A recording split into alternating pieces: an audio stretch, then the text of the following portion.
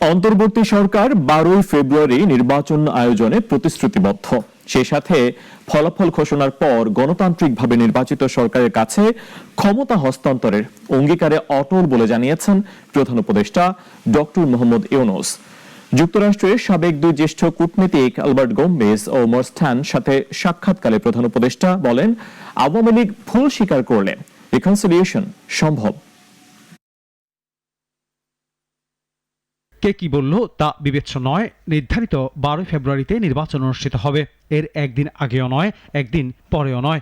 আসন্ন নির্বাচনে Donald Trump প্রশাসনের দায়িত্ব পালনকারী যুক্তরাষ্ট্রের দুই সাবেক জ্যেষ্ঠ কূটনীতিকের সঙ্গে বৈঠকে একথা বলেন অন্তর্বর্তী সরকারের প্রধান উপদেষ্টা ডক্টর মোহাম্মদ ইউনূস।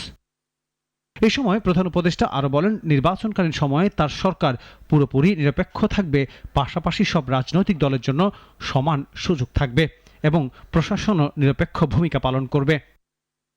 ঘণ্টাব্যাপী এই বৈঠকে প্রধান উপদেষ্টা ও সফররত কূটনীতিকরা আসন্ন নির্বাচন, জুলাই বিপ্লব, তার পরবর্তী পরিস্থিতি, তরুণ প্রতিবাদকারীদের উত্থান, জুলাই সনদ ও গণভোট নিয়ে আলোচনা করেন। এ সময় নির্বাচনকে লক্ষ্য করে ভুয়া খবর, বিভ্রান্তি ছড়ানো, রোহিঙ্গা সংকট এর পাশাপাশি ট্রুথ অ্যান্ড রিকনসিলিয়েশনের সম্ভাবনা সহ বিভিন্ন গুরুত্বপূর্ণ বিষয় নিয়ে আলোচনা করেন। সফররত দুই কূটনীতিকরা গত 1.5 বছরে দেশ পরিচালনায় অন্তর্বর্তী সরকারের গুরুত্বপূর্ণ ভূমিকার প্রশংসা করেন। আনোয়ার হোসেন, নাগরিক, ঢাকা।